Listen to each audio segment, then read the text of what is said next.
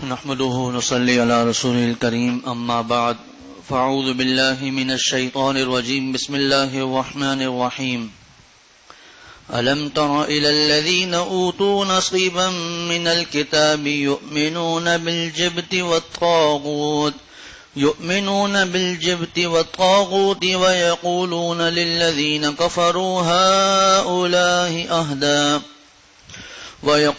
للذين كفروا هؤلاء أهدى من الذين آمنوا سبيلا أولئك الذين لعنهم الله ومن يلعن الله فلن تجد له نصيرا۔ سورۃ النساء کی آیت نمبر 51 اور 52 کی ابھی تلاوت کی گئی ہے، اور یہیں سے سورۃ النساء کا 8واں رکوع اور والمحصنات 5ویں پارے کا 5واں رکوع شروع ہو جاتا ہے۔ گزشتہ آیات میں ان یہود کی کچھ خباثتوں کا بیان تھا کہ یہ کس طرح آپ صلی اللہ علیہ وسلم کے سامنے آ کر سازشیں کرتے تھے، اور کس طرح اور کس مکاری کے ساتھ آپ صلی اللہ علیہ وسلم کو برے جملے کہتے تھے، ان کا بیان تھا۔ اور اب اس آیت میں ان کی ایک اور مکاری کا، ایک اور خباثت کا بیان ہے کہ یہود کو اسلام سے اس درجے بغض اور عداوت تھا کہ وہ مشرکین کو مسلمانوں پر ترجیح دینے لگتے تھے۔ حالانکہ پہلے یہ بات بتائی جا چکی ہے کہ یہود اہل کتاب تھے، ان کو تورات دی گئی تھی، اس کے پیروکار تھے، اس کے عالم تھے، اور نصارہ یہ ان کو انجیل دی گئی تھی، اس کے پیروکار تھے یہ لوگ۔ جبکہ مشرکین مکہ یہ تو سرے سے اللہ تعالی کے ساتھ شریک ٹھہراتے تھے، کافر تھے، کوئی ان کو کتاب نہیں دی گئی تھی، کوئی ان کا مذہب نہیں تھا، حتیٰ کہ یہ ملت ابراہیم پر چلنے کے دعوے دار تو تھے، لیکن ملت ابراہیم میں شرک بالکل بھی نہیں تھا۔ اس کے باوجود یہ اپنے آپ کو ملت ابراہیم کا کہتے تھے۔ اس آیت میں جو مضمون ہے اور اس کا جو پس منظر ہے، جو شان نزول ہے، وہ یہ ہے کہ غزوہ احد کے بعد کعب بن اشرف اور حیی بن اخطب، یہ یہود کے دو بڑے علماء تھے، یہ غزوہ احد کے بعد مکہ شریف میں آئے، اور کعب بن اشرف ابو سفیان جو بعد میں مسلمان ہو گئے، ابو سفیان کے پاس آیا اور آ کر یہ کہا کہ ہم آپ کو اس بات کی دعوت دینے آئے ہیں کہ ہم دونوں مل کر مسلمانوں کا اور آپ صلی اللہ علیہ وسلم کا مقابلہ کریں۔ حالانکہ جب آپ صلی اللہ علیہ وسلم مدینہ شریف تشریف لائے تھے تو حضور صلی اللہ علیہ وسلم نے یہود سے اس بات کا وعدہ کیا تھا اور آپس میں ایک معاہدہ ہوا تھا کہ ہم ایک دوسرے کی مدد کریں گے اور ایک دوسرے کے خلاف اپنے دشمنوں کا مقابلہ نہیں کریں گے، کسی کا ساتھ نہیں دیں گے۔ یہ مدینہ شریف میں آتے ہی آپ صلی اللہ علیہ وسلم یہود کا آپس میں یہ معاہدہ ہو چکا تھا۔ تو یہ معاہدے کی بھی خلاف ورزی ہوئی کہ کعب بن اشرف جو ان کا بڑا تھا، ان کا عالم تھا یہود کا، اس نے آ کر ابو سفیان کو یہ پیشکش کی کہ آپ ہمارا ساتھ دیں اور ہم مل کر مسلمانوں پر حملہ کریں گے اور ہم ہر طریقے سے آپ کا تعاون کریں گے۔ ان لوگوں نے کہا، مشرکین مکہ نے کہا کہ ہمیں تمہاری کسی بات پر بھروسہ نہیں ہے، تم ہمیں یقین دلانے کے لیے ایسا کرو کہ ہمارے جو یہ بت ہیں ان کو سجدہ کر لو، جن کا نام قرآن پاک میں الجبت والطاغوت آیا ہے۔ یہاں پر تو قرآن کے الفاظ میں بالجبت والطاغوت ہے، لیکن نام الجبت والطاغوت، یہ دو بت تھے، جبت اور طاغوت، ان کو تم سجدہ کر لو۔ اب آپ یاد رکھیے گا، یہود ہیں، اہل کتاب ہیں، اہل کتاب میں شرک تو نہیں تھا نا، بتوں کو سجدہ تو نہیں تھا، آگے بعد اس کی تفصیل انشاءاللہ آئے گی۔ تو کعب بن اشرف نے ان کو یقین دلانے کے لیے کہ میں تمہارا پکا ساتھی ہوں، وفادار ہوں، ہم آپ ایک دوسرے کا ساتھ دیں گے، اس نے ان کو یقین دلانے کے لیے بتوں کو بھی سجدہ کر لیا۔ پھر ابو سفیان نے یہ بات پوچھی کہ مجھے یہ بتاؤ کہ ہمارا مذہب حق ہے یا حضور صلی اللہ علیہ وسلم کا مذہب برحق ہے، ہم تو جاہل ہیں، ہمیں تو کچھ پتا نہیں، تم بتا دو۔ تو کعب بن اشرف نے کہا کہ تمہارے مذہب میں کیا ہے، ان کے مذہب میں کیا ہے، مجھے ذرا بتاؤ۔ تو ابو سفیان نے کہا کہ دیکھو ہم حاجیوں کی خدمت کرتے ہیں، ان کو اپنے اونٹنیوں کا دودھ پلاتے ہیں، ان کے لیے اپنے اونٹوں کو ذبح کرتے ہیں، ان کو گوشت کھلانے کے لیے، طواف کرتے ہیں، عمرہ کرتے ہیں، ہم لوگ طواف کرتے ہیں، اپنے رشتہ داروں کے ساتھ رشتہ داریاں نبھاتے ہیں۔ جبکہ حضور صلی اللہ علیہ وسلم نے اپنا ایک نیا دین اختیار کر لیا ہے، اپنے رشتہ داروں کو بھی چھوڑ دیا ہے۔ تو کعب بن اشرف نے کہا کہ پھر تمہارا مذہب زیادہ برحق ہے، تم لوگ حق پر ہو۔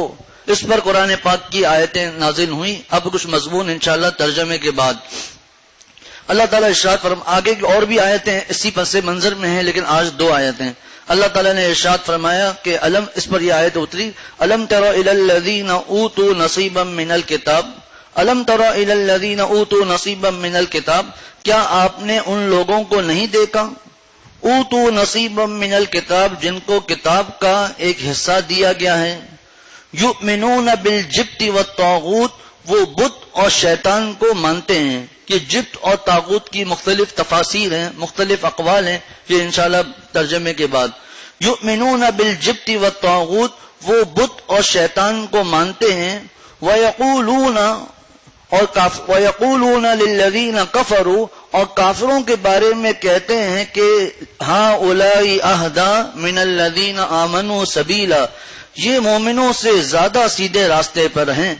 أُولَٰئِكَ الَّذِينَ لَعَنَهُمُ اللَّهُ، اللہ تعالیٰ ارشاد فرماتے ہیں یہ وہ لوگ ہیں جن کو اللہ نے ملعون بنایا ہے، جن پر اللہ نے لعنت کی ہے۔ وَمَن يَلْعَنِ اللَّهُ، اور اللہ جس کو ملعون بنا دے، اللہ جس پر لعنت فرما دے، فَلَن تَجِدَ لَهُ نَصِيرًا، آپ اس کا کوئی حامی نہ پاؤ گے۔ وَمَن يَلْعَنِ اللَّهُ، اور اللہ جس کو ملعون بنا دے، فَلَن تَجِدَ لَهُ نَصِيرًا، تو آپ اس کا کوئی حامی اور مددگار نہ پاؤ گے۔ جیسا کہ اس آیت کا گزشتہ آیت کے ساتھ جو ربط اور تعلق اور جوڑ ہے وہ عرض کر دیا کہ گزشتہ آیات میں بھی یہود کی جو مکاریاں اور خباثتیں ہیں ان کا بیان تھا، اس آیت میں بھی اسی کا بیان ہے۔ اور واقعہ بیان کر دیا کہ کعب بن اشرف اور حیی ابن اخطب جو یہود کے علماء اور ان کے سردار تھے، یہ آ کر مکہ میں آئے تھے اور ابو سفیان سے یہ کہا تھا کہ ہم مل کر آپ صلی اللہ علیہ وسلم سے ہم مقابلہ کریں گے۔ پھر انہوں نے کہا کہ ہمیں تو آپ کی بات پر یقین نہیں آتا، تم تو دھوکہ دے سکتے ہو ہمیں۔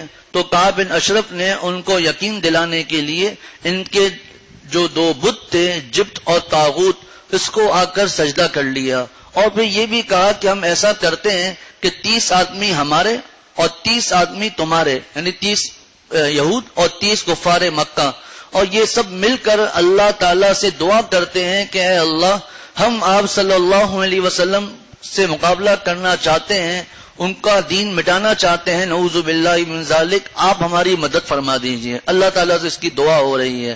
پھر ابو سفیان نے کہا کہ ہم تو جاہل ہیں، ہمیں تو نہیں پتا، تم بتاؤ کہ ہم حق پر ہیں یا آپ صلی اللہ علیہ وسلم حق پر ہیں۔ تو کعب بن اشرف نے پوچھا کہ تمہارا دین کیا ہے، تمہارے دین میں کیا ہوتا ہے؟ تو اس نے بتایا کہ ہم حاجیوں کی خدمت کرتے ہیں، اپنی اونٹنیوں کا ان کو دودھ پلاتے ہیں، اپنے اونٹوں کو ان کے لیے قربان کرتے ہیں، عمرہ کرتے ہیں، طواف کرتے ہیں، اپنے رشتہ داروں سے مضبوط تعلق رکھتے ہیں، اور آپ صلی اللہ علیہ وسلم نے ایک نیا دین اختیار کر لیا ہے اور اپنے رشتہ داروں کو انہوں نے چھوڑ دیا ہے۔ اب کعب بن اشرف باوجود یہ کہ یہ مشرک نہیں تھا، تھے تو کافر لیکن اہل کتاب تھے، مشرک نہیں تھے، اور موحد تھا، اللہ کو ایک مانتا تھا، اور اس کو پتا تھا کہ آپ صلی اللہ علیہ وسلم برحق ہیں، اللہ کے سچے نبی ہیں۔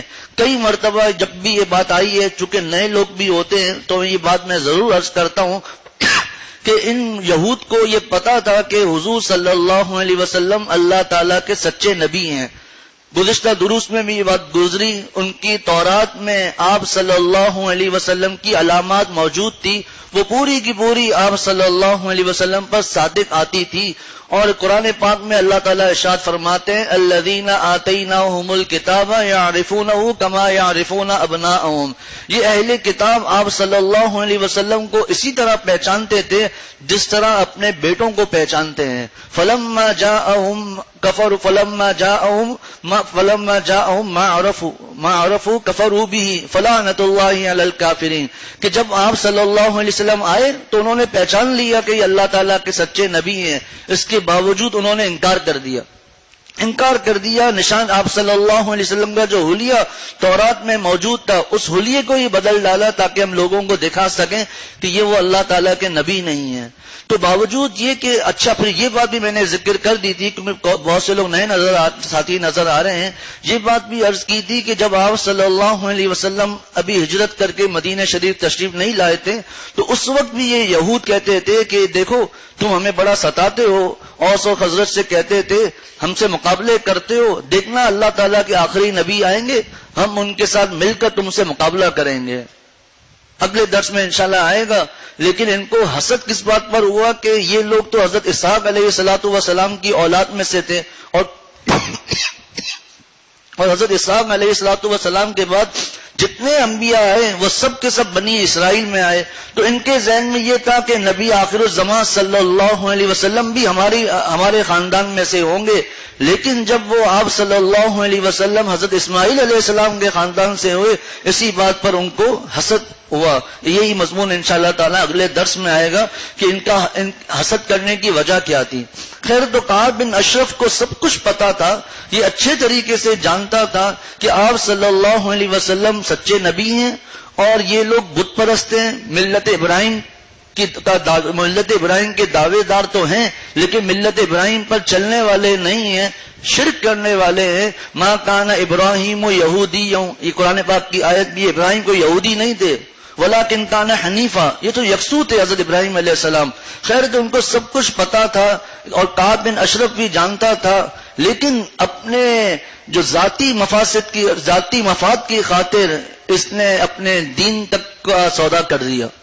نفسانی خواہشات. حضرت مولانا عاشق الہی صاحب رحمۃ اللہ علیہ نے فرمایا یہ جو تکبر ہوتا ہے، یہ جو بغض اور عناد اور حسد اور نفسانی خواہشات، یہ ایسی بری چیز ہے جب کسی انسان کے دل میں وہ پیوست ہو جاتی ہے، اس کے دل میں نفسانیت آ جاتی ہے، بغض اور عناد آ جاتا ہے تو وہ اپنے مذہب کو اور دین کو چھوڑنے کے لیے بھی تیار ہو جاتا ہے.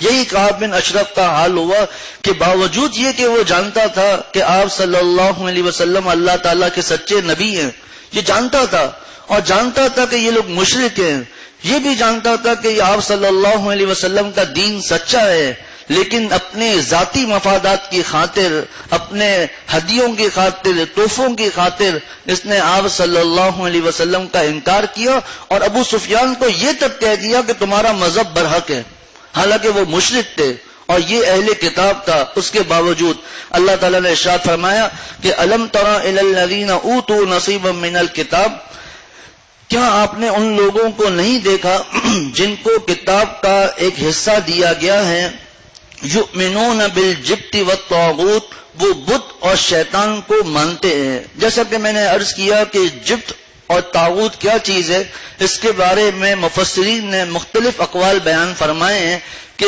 جبت کس کو کہتے ہیں. ایک قول یہ ہے کہ جبت سے مراد سحر یا ساحر، جادو یا جادوگر مراد ہے. بعض حضرات نے فرمایا کہ اصل میں یہ ایک بت کا نام تھا لیکن بعد میں اس کا استعمال اللہ کے علاوہ جس چیز کی عبادت کی جائے اس پر اس کا اطلاق ہونے لگا. اصل تو بت کا نام ہے لیکن اب اس کا اطلاق ہر اس چیز پر ہونے لگا جس پر اللہ تعالیٰ، جس کی اللہ تعالیٰ کے سوا عبادت کی جائے. تو طاغوت سے کیا مراد ہے؟ جو لفظ یہاں پر آیا بالجبت والطاغوت، نمبر 1 اس سے مراد کاہن ہے، نمبر 2 اس سے مراد شیطان ہے، نمبر 3 اس سے مراد سرکش آدمی کو طاغوت کہتے ہیں. اس جگہ مراد کعب بن اشرف ہے جو تھا تو انسان لیکن شیطانی صورت میں تھا. انسانی صورت میں یہ شیطان تھا کعب بن اشرف. اور بعض حضرات نے فرمایا کہ طاغوت بھی اللہ کے علاوہ جس چیز کی عبادت کی جائے اس کو طاغوت کہا جاتا ہے. تو فرمایا کیا آپ نے ان لوگوں کو نہیں دیکھا یا مراد کیا ہے؟ اہل کتاب. یہ جو کعب بن اشرف اور حیی ابن اخطب کہ کیا آپ نے ان لوگوں کو نہیں دیکھا اوتو نصیبا من الکتاب جن کو کتاب کا ایک حصہ دیا گیا ہے. یؤمنون بالجبت والطاغوت وہ بت اور شیطان کو مانتے ہیں. ہو سکتا ہے کسی کے دل میں یہ سوال آئے ٹھیک ہے اس نے سجدہ تو کیا ہے لیکن یہ اپنے ذاتی مفادات کی خاطر. لیکن یہ کعب بن اشرف یا یہ جو اہل کتاب تھے یہ تو جبت اور طاغوت کو نہیں مانتے تھے, یہ تو شیطان کو نہیں مانتے تھے, بتوں کو تو نہیں مانتے تھے. تو یہاں پر اللہ تعالیٰ نے یہ کیوں فرمایا کہ یہ لوگ بت اور شیطان کو مانتے ہیں؟ تو اس کی وجہ یہ ہے کہ ان لوگوں کا مشرکین مکہ کے دین کو یہ کہنا کہ یہ دین حضور صلی اللہ علیہ وسلم کے دین سے زیادہ اچھا ہے, اور وہ بتوں کو مانتے ہیں, بتوں کی پرستش کرتے ہیں, شرک کرتے ہیں, تو گویا کہ یہ بھی اسی کو ہی مانتے ہیں کیونکہ انہوں نے اس کے دین کو اچھا کہا, سچا کہا. یہ ایسا ہی ہے جیسا کہ قرآن پاک میں یہ مضمون ہے کہ جب زلیخا نے حضرت یوسف علیہ السلام کو گناہ کی دعوت دی تو حضرت یوسف علیہ السلام نے فرمایا رب السجن احب الی مما يدعوننی الیہ, کہ اے میرے رب قید خانہ مجھے زیادہ محبوب ہے بنسبت اس چیز کے جس کی طرف یہ عورتیں مجھے دعوت دے رہی ہیں. مفسرین لکھتے ہیں کہ یہاں سوال یہ ہوتا ہے کہ گناہ کی دعوت تو زلیخا دے رہی تھی, وہ تو مفرد ہے, اور اللہ تعالیٰ نے جمع کا صیغہ نازل فرما دیا. جمع کا صیغہ اللہ تعالیٰ نے یہاں نازل فرمایا کہ وہ عورتیں حضرت یوسف علیہ السلام کو گناہ کی دعوت دے رہی تھی, حالانکہ گناہ کی دعوت دینے والی تو زلیخا اکیلی تھی. تو ان تمام عورتوں کو کیوں فرما دیا؟ فرمایا اس کی وجہ یہ ہے کہ گو کہ ان عورتوں نے گناہ کی دعوت تو نہیں دی تھی لیکن زلیخا کی ہاں میں ہاں ملائی تھی, یعنی گناہ میں اس کا ساتھ دیا تھا. تو اللہ تعالیٰ نے یہاں پر اسی کو تعبیر کیا کہ یہ بھی گناہ میں شامل ہیں. معلوم ہوا کہ اگر کوئی شخص خود گناہ نہیں کرتا لیکن لوگوں کو گناہ کی دعوت دیتا ہے تو یہ بھی انہی میں شامل ہے. اللہ تعالیٰ ہم سب کی حفاظت فرمائے. تو یؤمنون بالجبت والطاغوت وہ بت اور شیطان کو مانتے ہیں. وَيَقُولُونَ لِلَّذِينَ كَفَرُوا هَؤُلَاءِ أَهْدَىٰ مِنَ الَّذِينَ آمنوا سبیلا, اور کافروں کے بارے میں کہتے ہیں. وَيَقُولُونَ سے مراد کون ہے؟ یہ کعب بن اشرف اور یہ جو کفار تھے یہ مراد ہے. وَيَقُولُونَ لِلَّذِينَ كَفَرُوا هَؤُلَاءِ أَهْدَىٰ مِنَ الَّذِينَ آمَنُوا سَبِيلًا, اور کافروں کے بارے میں کہتے ہیں کہ یہ مومنوں سے زیادہ سیدھے راستے پر ہیں. یعنی مشرکین مکہ, کفار مکہ یہ آپ صلی اللہ علیہ وسلم اور ان کے صحابہ سے زیادہ سیدھے راستے پر ہیں. اللہ تعالیٰ ارشاد فرماتے ہیں اولئک الذین لعنہم اللہ, یہ وہ لوگ ہیں جن کو اللہ تعالیٰ نے ملعون بنایا ہے, یعنی اللہ تعالیٰ نے ان پر لعنت فرمائی ہے. فرمایا آگے وَمَن يَلْعَنِ اللَّهُ, اور اللہ جس کو ملعون بنا دے, جس پر اللہ لعنت فرما دے, فَلَن تَجِدَ لَهُ نَصِيرًا, آپ اس کا کوئی حامی اور مددگار نہ پاؤ گے. یعنی جب ان پر اللہ کا عذاب آئے گا چاہے دنیا میں چاہے آخرت میں, آخرت کا عذاب تو یقینی ہے, اگر یہ یہود ایمان نہ لائے تو آخرت کا عذاب تو یقینی ہے. دنیا کے عذاب سے کیا مراد ہے؟ تو اس سے مراد بعض عذاب نے, اس سے مراد یہ ہے کہ بعض یہودیوں کو قتل کیا گیا, بعض یہودیوں کو جلا وطن کیا گیا, اور بعض یہودیوں کو قید کیا گیا, یہ مراد ہے. اور وَمَن يَلْعَنِ اللَّهُ فَلَن تَجِدَ لَهُ نَصِيرًا, اور اس آیت میں جب ہم غور کریں گے تو یہ پتا چلے گا کہ اس آیت میں اللہ تعالیٰ نے اسلام کے غلبے کی بھی خوشخبری سنا دی ہے. یہ مضمون روح المعانی میں بھی موجود ہے, اور حضرت مولانا ادریس صاحب کاندھلی رحمۃ اللہ علیہ نے اپنی تفسیر معارف القرآن میں بھی فرمایا ہے کہ وَمَن يَلْعَنِ اللَّهُ, اور اللہ جس کو ملعون بنا دے, فَلَن تَجِدَ لَهُ نَصِيرًا, تو آپ اس کا کوئی حامی اور مددگار نہ پاؤ گے. یہاں ایک تفصیلی ایک مضمون ہے, لعنت کے بارے میں کچھ مضمون آیا ہے. حضرت مفتی شفیع صاحب, مفتی اعظم پاکستان حضرت مفتی شفیع صاحب رحمۃ اللہ علیہ نے اس بارے میں کچھ مضمون بیان فرمایا ہے کہ ایک تو لعنت کا مطلب کیا ہے, پھر چند احادیث جمع کی ہیں جن میں یہ مضمون ہے کہ اللہ تعالیٰ نے کن پر لعنت کی ہے. یہاں اللہ تعالیٰ نے فرمایا کہ وَمَن يَلْعَنِ اللَّهُ, اور اللہ جس کو ملعون بنا دے, فَلَن تَجِدَ لَهُ نَصِيرًا, یعنی جس پر اللہ تعالیٰ لعنت فرما دے آپ اس کا کوئی حامی اور مددگار نہ پائیں گے. اب اللہ تعالیٰ نے کس پر لعنت کی ہے؟ تو یہ جو کافر ہیں ان پر تو لعنت یقینی ہے, لیکن جو مسلمان گناہگار ہیں تو کچھ خاص گناہ ایسے ہیں جن پر آپ صلی اللہ علیہ وسلم نے لعنت کی بددعا کی ہے. تو اس لعنت کا مطلب کیا ہے اور وہ گناہ کون سے ہیں؟ تو حضرت مفتی شفیع صاحب رحمۃ اللہ علیہ نے فرمایا کہ لعنت نام ہے اللہ تعالیٰ سے دوری کا، اللہ تعالیٰ کی رحمت سے دوری کا اور انتہائی رسوائی کا. جہاں پر قرآن اور حدیث میں لعنت کا جملہ آ جائے تو اس سے مراد یہ ہوتا ہے کہ یہ شخص اللہ تعالیٰ کی رحمت سے دور ہے اور اس پر انتہائی ذلت اور رسوائی ہے اس کے اوپر. اب کس پر اللہ نے لعنت فرمائی ہے؟ حضرت مفتی عاشق الہی صاحب رحمۃ اللہ علیہ نے فرمایا کہ ویسے تو ہر گناہ سے بچنے کی فکر ہونی چاہیے، چاہے کبیرہ ہو چاہے صغیرہ ہو. تفصیل گزشتہ دروس میں گزر چکی کہ چاہے گناہ صغیرہ بھی کیوں نہ ہو، لیکن اگر اس کو ہلکا سمجھ کے کیا جائے رہی تو گناہ صغیرہ ہے، کوئی مسئلہ نہیں، ہم کر لیتے ہیں، تو یہی گناہ کبیرہ ہے. اسی طرح بار بار گناہ صغیرہ کرنا یہ بھی کبیرہ بن جاتا ہے. اصل یہ ہے کہ اللہ تعالیٰ کی نافرمانی ہے، اب چاہے وہ صغیرہ ہو چاہے کبیرہ ہو. اب وہ بہت سی احادیث یہاں جمع کی ہیں، چند احادیث میں سناؤں گا، بقیہ کی طرف اشارہ کروں گا، وہ صرف گناہ بتا دوں گا کہ وہ گناہ کون سے ہیں جن پر لعنت آئی ہے. فرمایا ایک حدیث شریف حضور صلی اللہ علیہ وسلم نے فرمایا کہ سود دینے والے، سود کھانے والے، اس کے لکھنے والے اور اس کی گواہی دینے والے سب پر اللہ کی لعنت ہے اور وہ سب گناہ میں برابر کی شریک ہے. سب کے سب اللہ تعالیٰ حفاظت فرمائے. ایک روایت میں آتا ہے کہ جو آدمی لوط علیہ السلام کی قوم کے جیسا عمل کرے وہ لعنتی ہے.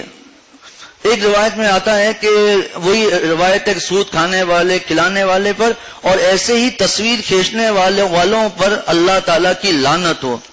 ایک روایت میں آتا ہے کہ اللہ تعالیٰ لعنت بیچتے ہیں شراب پر اور اس کے پینے والے پر، پلانے والے پر، اس کے بیچنے والے پر، خریدنے والے پر، اس کے نچوڑنے والے پر، اس کے اٹھانے والے پر اور منگوانے والے سب پر. یعنی جس کا شراب کے معاملے میں ادنا سا بھی تعلق ہو جائے، حتیٰ کہ کتابوں میں لکھا ہے کہ اگر کسی آدمی ایک ایسی دعوت پر ہے جس میں دسترخوان پر شراب پلائی جا رہی ہے اور وہ خود شریک نہیں ہو رہا، شراب نہیں پی رہا، تو یہ بھی گناہ گار ہے. کسی بھی انداز سے اگر کسی کا ساتھ ہو جائے سب اس میں آ جائیں گے.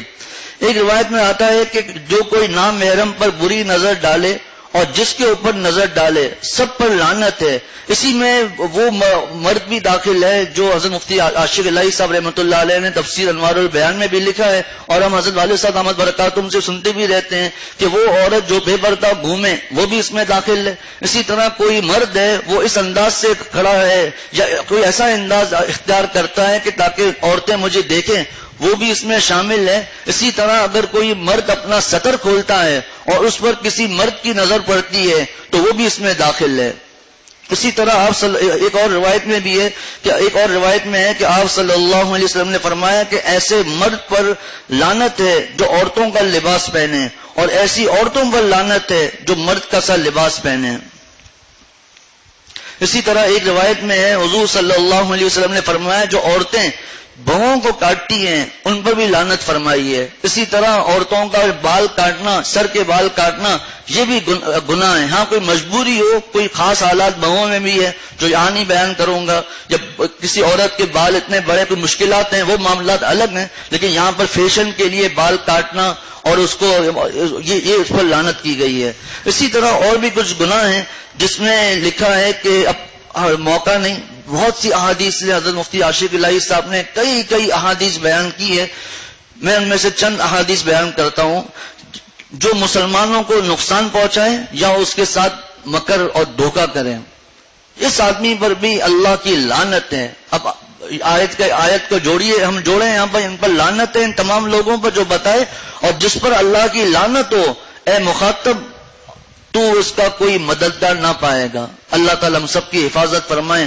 مسلمانوں کو نقصان پہنچانا اور اس کے ساتھ مکر کرنا، اس کی تشریح میں اگر ہم جائیں گے تو بہت سی چیزیں اس میں سامنے آ جائیں گی. دھوکے بازی، ملاوٹ کرنا، دھوکہ دینا، جھوٹی گواہی پیش کرنا، جھوٹی قسمیں کھانا، کسی بھی انداز سے کوئی مسلمان کو نقصان پہنچاتا ہے تو وہ اس میں آ جاتا ہے.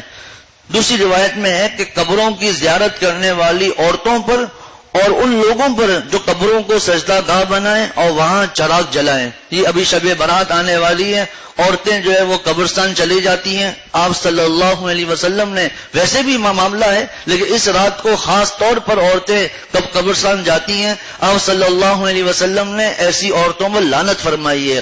اسی طرح وہاں پر چراغ جلانا یہ بھی شب برات میں بہت ہوتا ہے. اس کی اللہ تعالیٰ ہم سب کی حفاظت فرمائے. صحابہ کو برا بھلا کہنے والے پر بھی اللہ تعالیٰ کی لعنت ہے.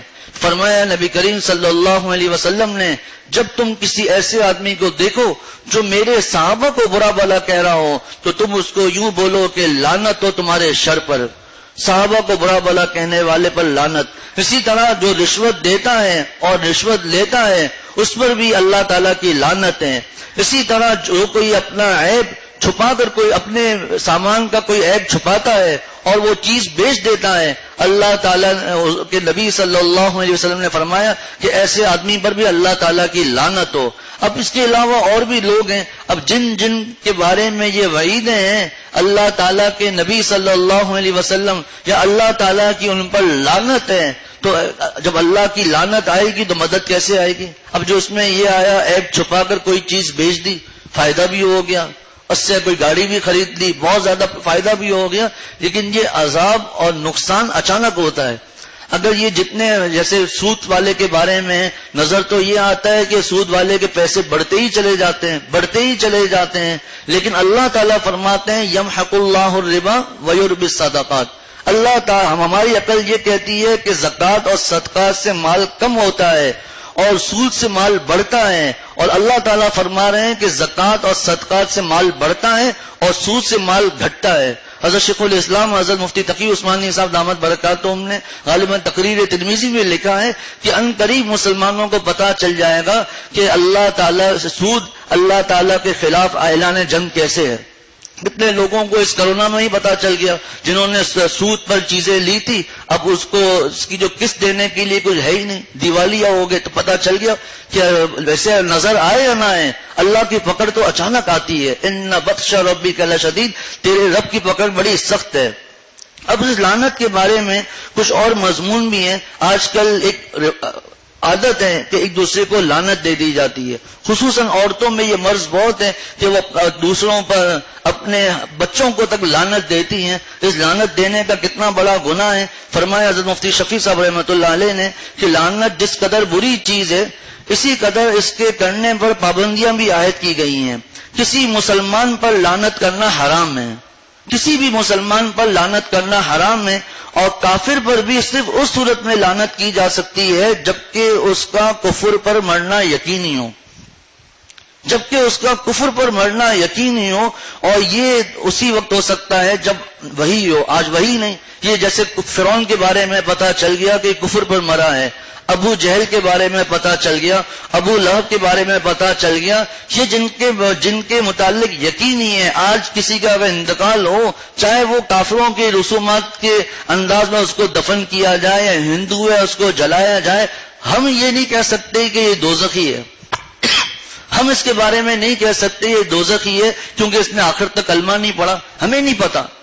یہ آپ صلی اللہ علیہ وسلم کے پچھلے درس میں بھی عرض کیا تھا کہ یہ کہنا کہ فلاں جس میرے دوست کا انتقال ہوا ہے یہ جنتی ہے، اس طرح ہم نہیں کہہ سکتے. ہاں اتنا کہہ سکتے ہیں کہ ہم اللہ سے امید رکھتے ہیں کہ یہ انشاءاللہ تعالی جنت میں جائے گا. اسی طرح چاہے کوئی یقینی طور پر کفر پہ مرا ہو ہم اس کے بارے میں نہیں کہہ سکتے. ہاں جو آپ صلی اللہ علیہ وسلم کے دور میں جو کفار مرے یا دوسرے انبیاء علیہ الصلوۃ والسلام کے وقت وہ معاملات الگ ہیں. حضرت عبداللہ بن مسعود رضی اللہ تعالیٰ عنہ فرماتے ہیں کہ رسول اللہ صلی اللہ علیہ وسلم نے فرمایا مومن وہ نہیں ہے جو تانے باز اور لعنت باز ہو اور نہ ہی بدگو، برائی کرنے والا، گالیاں دینے والا. تانا یہ تو بہت بڑی خطرناک چیز ہے، کسی کو تانا دینا، اس کے ماضی پر اس کو ہاں بڑے نیک بن چکے ہو ہمیں پتا ہے تمہارا ماضی کیا ہے. یہ مومن ایسا نہیں ہو سکتا کہ کسی کو تانا دے. یہ بڑی عجیب و غریب حدیث ہے جو آج کل لعنت کرتے ہیں، یہ لعنت ہو، فلاں پر لعنت ہو. فرمایا کہ ایک حدیث شریف میں ہے کہ جب بندہ کسی چیز پر لعنت کرتا ہے تو وہ لعنت آسمان کی طرف چڑھتی ہے جس پر آسمان کے دروازے بند کر دیے جاتے ہیں، پھر وہ زمین کی طرف اترتی ہے تو زمین کے دروازے بند کر دیے جاتے ہیں. یعنی زمین اس لعنت کو قبول نہیں کرتی، پھر وہ لعنت دائیں بائیں گھومتی ہے، جب کہیں اس کو راستہ نہیں ملتا تو جس پر لعنت کی گئی ہے اس کے پاس پہنچتی ہے، جس پر لعنت کی گئی ہے اس کے پاس پہنچتی ہے، اگر وہ واقعی لعنت کا مستحق ہے تو اس پر پڑتی ہے، ورنہ پھر اپنے کہنے والے پر پڑ جاتی ہے۔ اب ہم جس پر لعنت کر دیتے ہیں، اپنے اولاد کو لعنت دیتے ہیں، لعنت ہو تمہارے اوپر، اس طرح کے جملے کہہ دیتے ہیں، پتا تو نہیں ہے، پھر بچہ وہ تو ویسے ہی اس پر کوئی مکلف ہی نہیں ہے۔ ایک دوسری روایت میں آتا ہے کہ آپ صلی اللہ علیہ وسلم نے فرمایا کہ جو آدمی ایسی چیز پر لعنت کرے جس کی وہ مستحق نہیں ہے تو اس کے کہنے والے پر لوٹتی ہے۔ اگلا مسئلہ وہی ہے جو میں نے جہاں جو موجود ہے معرف القرآن میں، وہ یہی ہے جو میں نے بیان کر دیا، حتیٰ کہ یزید کے بارے میں تک مفتی شفیع صاحب رحمۃ اللہ علیہ نے فتاوی شامیہ کے حوالے سے کہا ہے کہ یزید پر لعنت کرنے سے بھی منع کیا ہے۔ امام ابو حنیفہ رحمۃ اللہ علیہ سے کسی نے پوچھا تو فرمائے ہم توقف کریں گے، ہم کسی کے بارے میں اتنا بڑا معاملہ تفصیل کا موقع نہیں، نہ یہ اس کا موضوع ہے تاریخی روایت اور تاریخی واقعات بیان کرنے کا، لیکن اتنا بڑا معاملہ، لیکن اس کے باوجود توقف کیوں کہ وہ کلمہ پڑھنے والا تھا، پتہ نہیں اس کا اللہ تعالیٰ کے ساتھ کیا معاملہ ہوگا۔ حتیٰ کہ لوگ علماء فرماتے ہیں حجاج بن یوسف جس نے کتنے ہزاروں لاکھوں لوگوں کو شہید کیا، جس میں صحابہ تک شامل تھے، تابعی تک شامل تھے، اس کے باوجود فرماتے ہیں توقف کرو، اس کے بارے میں خاموش رہو، کچھ نہیں کہو، اللہ تعالیٰ پر چھوڑ دیں یہ معاملات، یہ اللہ تعالیٰ کو ہی پتہ ہے۔ آخری بات جو بہت اہم ہے کہ لغت کے یہ لعنت کے ایک معنی تو یہ ہے اللہ تعالیٰ کی رحمت سے دور ہونا، کفار کے حق میں اس کے معنی یہ ہے کہ اللہ کی رحمت سے دور ہو گیا، اور مومنین کے حق میں لعنت کا مطلب یہ ہے کہ نیک لوگوں کے درجے سے نیچے گر گیا۔ مومنین کے حق میں معنی یہ ہے کہ نیک لوگوں کے درجے سے نیچے ہو گیا۔ اللہ تعالیٰ ہم سب کی حفاظت فرمائے کہ جتنے گناہ بیان ہوئے خصوصاً ہر گناہ سے ہی بچنا چاہیے، لیکن جن گناہوں پر لعنت کی گئی ہے اس گناہوں سے اور زیادہ بچنے کی کوشش کرنی چاہیے۔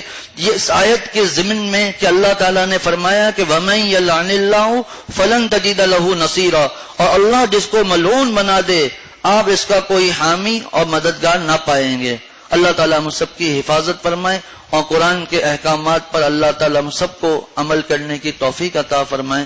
وآخر دعوانا ان الحمد للہ رب العالمین۔ ربنا تقبل منا انک انت السمیع العلیم وتب علینا انک انت التواب الرحیم۔